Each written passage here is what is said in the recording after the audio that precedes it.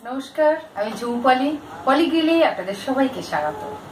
লেবুর সুগন্ধে তরতাজা হয়ে ওঠার সেই সাবানের বিজ্ঞাপনটা মনে পড়ে।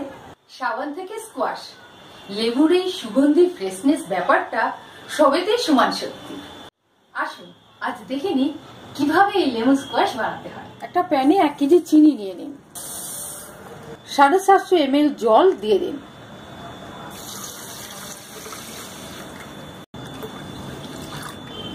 ফুটিয়ে সিরাপ তৈরি করুন। 1 কাপ লেবুর রস বানিয়ে নিন। চিনি সিরাপের ঘনত্বটা একদম এরকম রাখতে হবে। এবার গ্যাস বন্ধ করে দিতে হবে। এবার এর সাথে 1 কাপ লেবুর রস মেশান এবং ঠান্ডা হয়ে ঘরের তাপমাত্রায় আসতে দিন।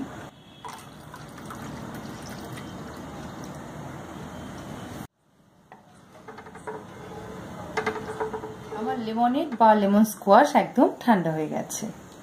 এবার এটা আমি জারে ভরে রাখবো।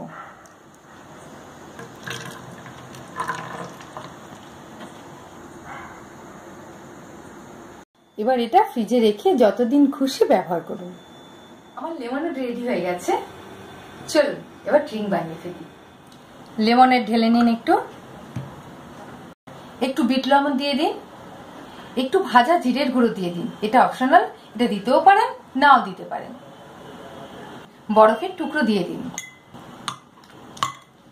এবার আপনি জলও মেশাতে পারেন বা সোডাও মেশাতে পারেন।